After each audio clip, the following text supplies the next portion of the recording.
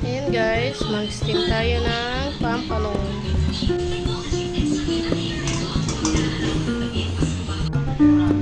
Ayan guys, ayan yung ating ingredients sa panlagay sa loob ng ating steam na pampano.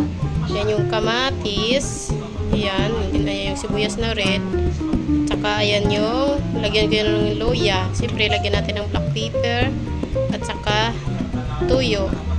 At saka lagyan natin ng calamansi na juice na squeeze na yan. Nasa lagi yellow yan. Ayan yung tigas niya.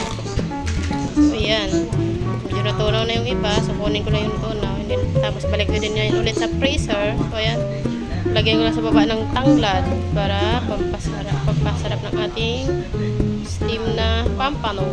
So ayan guys. Nalagyan ko na ng toyo at saka calamansi juice.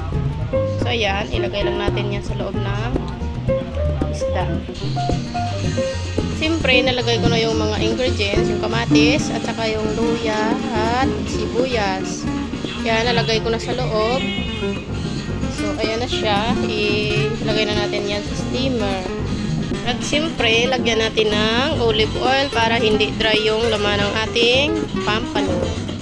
So, ayan. Lagyan lang natin ng kaunti para hindi siya dry.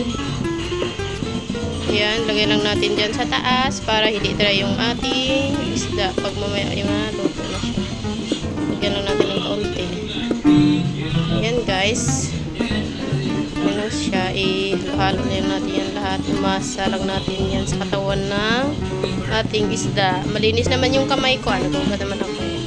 So ayan. Lagay lang natin yan sa steamer. At siyempre, nagpakulo na tayo ng tubig. Ayan, mainit na yan nilagay ko dyan. Pinakulo ko lang dun sa kettle. Okay, mainit na yan. So, ayan.